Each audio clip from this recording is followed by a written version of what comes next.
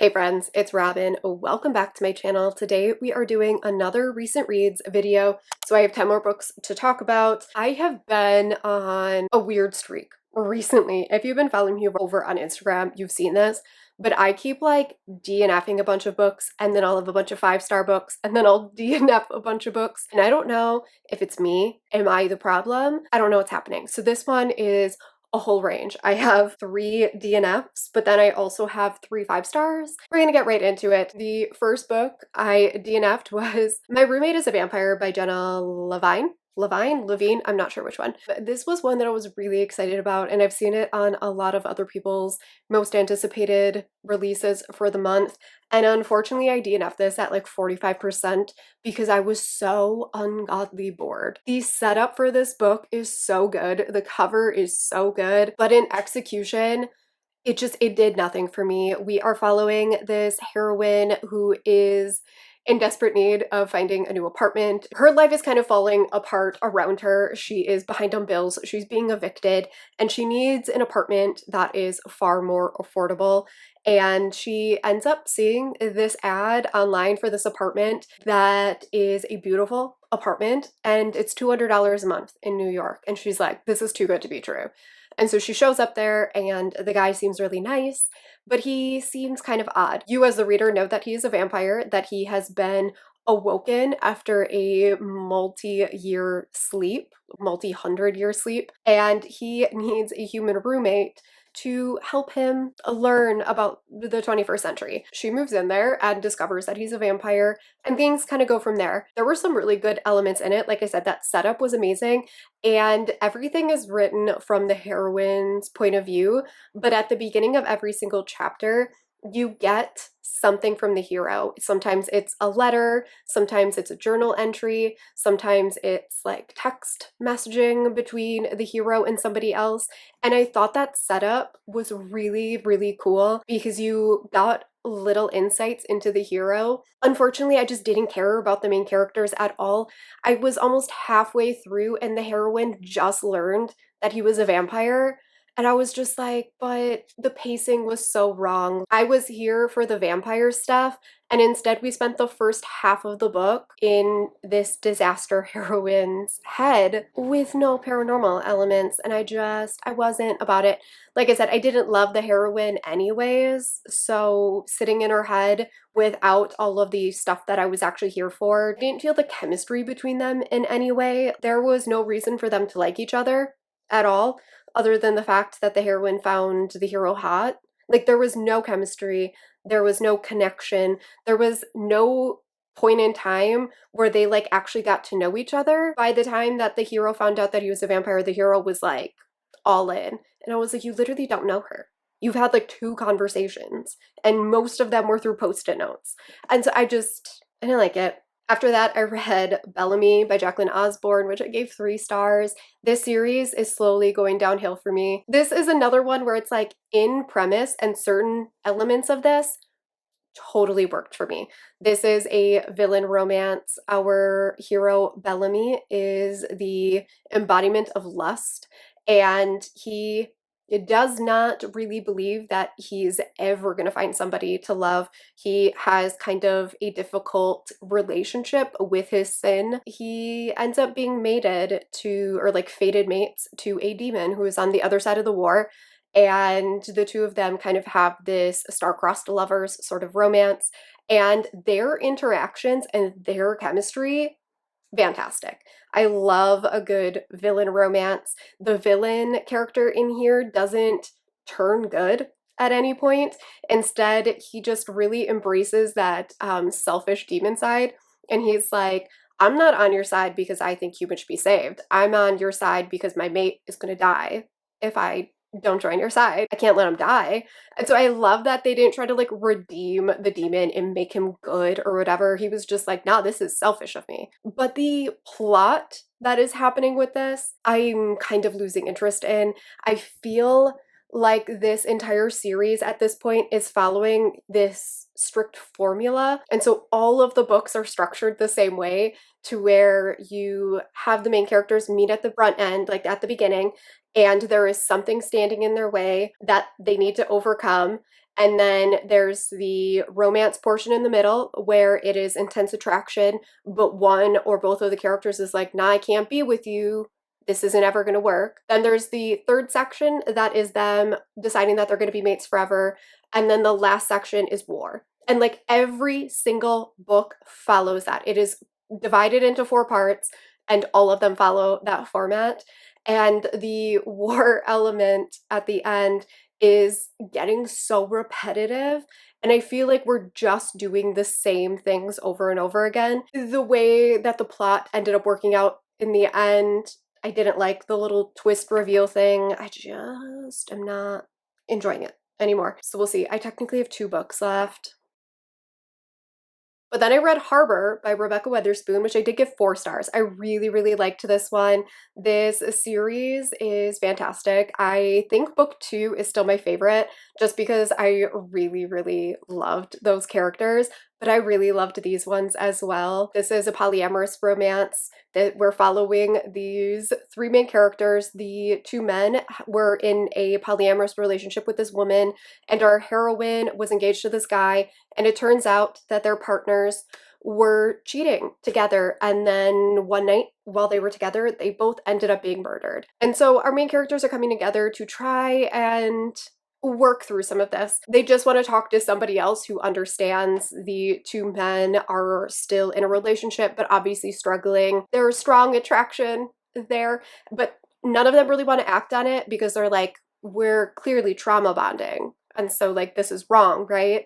And so a year goes by before they finally cave and start acting on their attraction towards each other. And this is a BDSM romance.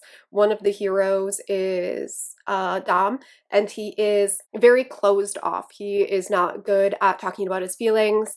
He is kind of the protector and the caregiver, and he is not good at opening up and letting other people in. He's not an easily trusting person. Whereas the other guy is a submissive, and he is a bleeding heart. Like, he just wants to love everybody. Our heroine is exploring her submissive side as well, and the 3 of them fall for each other, and it is messy and sexy and absolutely fantastic. I thought there was going to be a bigger suspense element in this one, but there wasn't.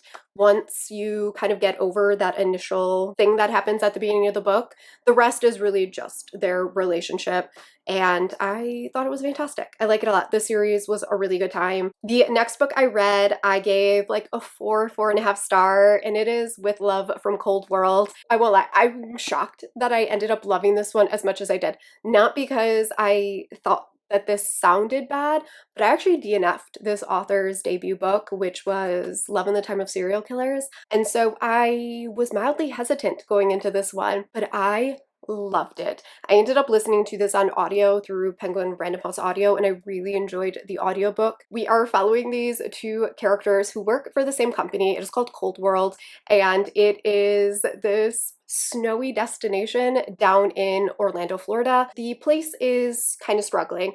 Our heroine is in finance, and the hero is kind of a jack of all trades, and the 2 of them are assigned this project to try and come up with an idea to bring people into Cold World. They are total opposites. The heroine was in the foster system, and so she is very closed off and reserved and mistrusting. She does not believe that anyone or anything is forever. And on the opposite side, the hero is loud and boisterous and extroverted. He is bi and has kind of been cut off from his family after he came out, and he lives with this eclectic group of other queer people. The 2 of them have to work together despite their differences, and despite not getting along, they have a pretty antagonistic relationship, and they have all of these blunders that have happened throughout their 2 years of knowing each other. It was so good. I loved how casually queer this book was. I loved their dynamic and chemistry together. I loved the almost like competition-y feel of it. I thought the setting was really fun. I just had such a good time, and I'm really glad I gave that author another try. The next book that I read was Take a Chance by Maiko May, and this is a short little steamy novella. I gave this one 3.5 stars. I thought it was really cute. We are following a heroine who goes down to Mexico. She was supposed to take a trip, I think with her sister, if I'm remembering correctly, and her sister isn't able to go and insists that she go on this vacation by herself. And when she gets down there, she runs into this guy that she actually knew in high school, and he was kind of like a star athlete, I think, and she was kind of the nerdy girl in class, and she never thought she stood a chance with this guy. She thought he was kind of a jokester. Turns out that he always had a huge crush on her, but he thought that she deserved better than him. Now that they are together, they are getting their second chance, and they are spending this vacation together, and she gets to know his friends, and they play volleyball together and get to know each other and push each other's buttons, and it was really, really cute. If you just want like a really short, steamy novella, beach read sort of feel, I highly recommend this one. I had a good time. I read it in a single sitting. It's one that you can just kind of like sit down and fly through.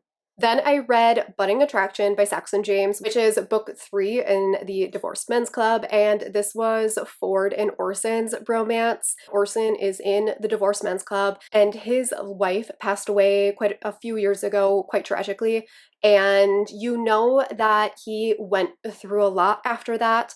He wasn't originally from this small town, but he moved here with his wife, and then after she passed, he left for a little while. And you know, somehow art kind of brought him back in and helped him get settled here. And he is having a very opposites attract romance with Ford.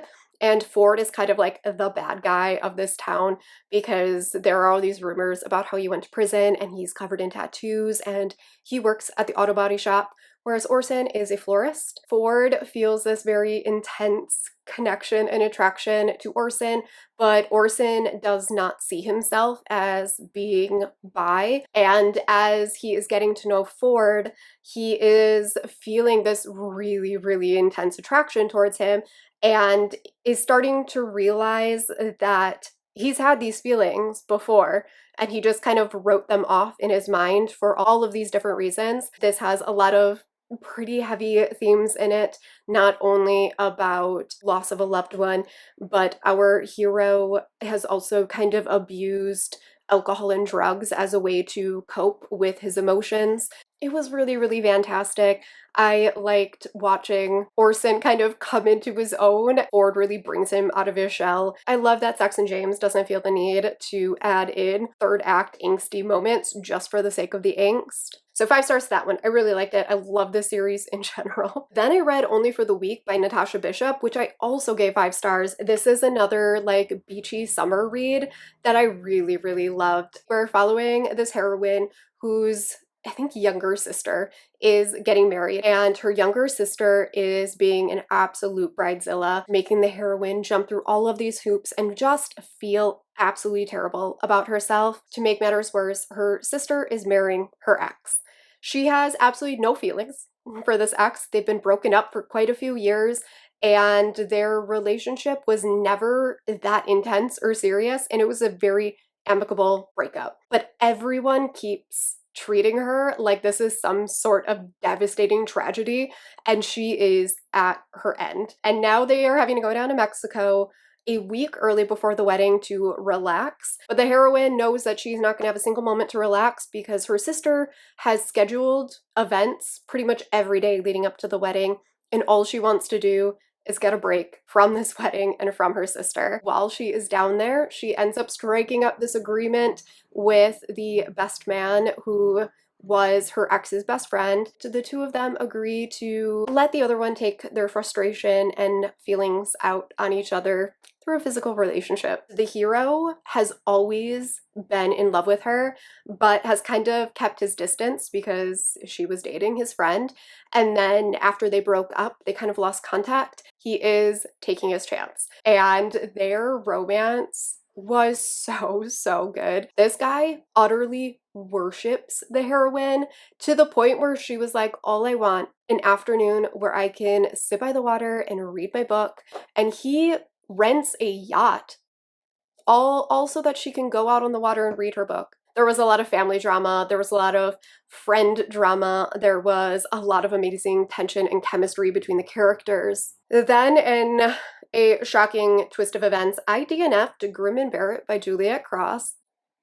This was one of my most anticipated books of the entire year, and I'm heartbroken about it. I don't know what happened with this series, but these last two books they completely lost the magic. I think my big issue with this one, and this was the case in Resting Witch Face as well, is that we built up these romances for so long through so many books, and we built up this tension and this inability to act on these feelings. And then this book opens up and they're immediately like, oh, we're attracted to each other, it's cool now.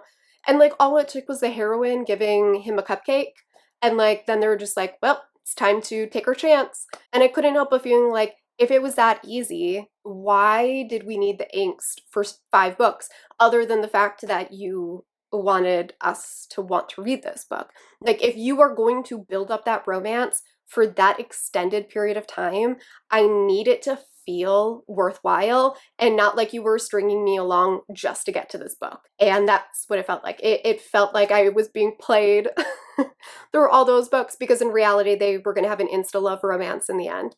And I was so mad about it. Also, I find Clara to be somewhat of an unbearable main character because she is like a caricature of a bubbly personality, and it was annoying. I'm gonna do the last DNF before I get into my final 5-star book because I feel better finishing on a 5-star than a DNF. I DNF'd In the Weeds by BK Borison. I gave book 1 5 stars. I just didn't care. I think part of my problem was that the heroine is a social media influencer, and I was not getting on board with it. I don't really like social media famous actor, actress. If the person is famous, I'm usually not a big fan. But on top of that, the audiobook narrator was so bad. Like, I could not deal with the narrator of this book. It was truly atrocious. I tried everything. I sped it up, I slowed it down, I sped it up even more. I cannot listen to the audiobook of this at all. So maybe I will come back to this and try it physically, because the audiobook definitely held me back. Like, I could not listen to it. And I can usually put up with a lot for audiobooks, but this one was truly unbearable. This is a one-night stand turned more romance. The hero and the heroine meet at this conference. He's there for a conference and she is there for something. And they end up meeting in a bar and they have this amazing weekend together, and then the heroine ghosts him. And then she shows up to Lovelight Farms in book 1 and the two of them see each other and it gets really awkward. And while she is there doing her like segment on the farm in book 1, the two of them try to get along as best as they can. She needs a break.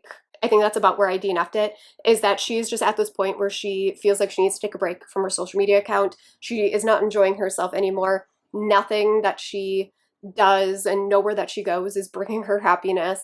And so she decides to take a break and she decides to go back to Lovelight Farms. And obviously the hero is there, and I assume that they are going to have a second chance romance.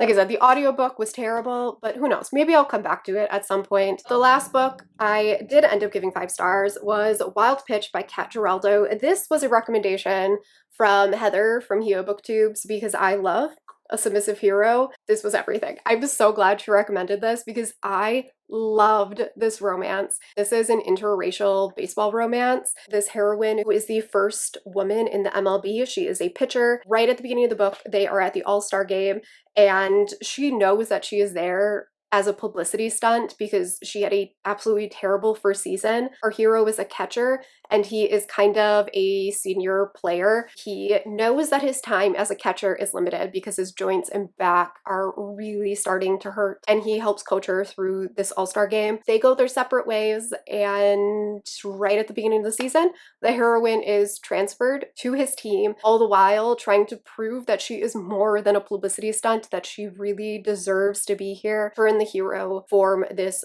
relationship because he's the captain and he is trying to help her career. But he is struggling more and more with being a catcher, and he is in a lot of times a lot of pain. And through that relationship, they end up forming feelings for each other. The hero is concerned about having a relationship with this woman who is not only a teammate, but the only woman in the MLB, because he does not want their relationship to overshadow her career. The two of them are trying to figure out how they can make this relationship work. Both characters are openly bi. They have a dom-sub relationship. The heroine knows that she is dominant. The hero doesn't realize that he is submissive, and he loves kneeling for the heroine, and I loved reading about it. I haven't heard anyone talk about this. I had never heard of this before I read it, but it is fantastic, and I need more people to read it. So that is it for this round of recent reads. I feel like I talked for forever. Let me know what you thought of these books, if you've added any of these to your TBR, if you've taken any of them off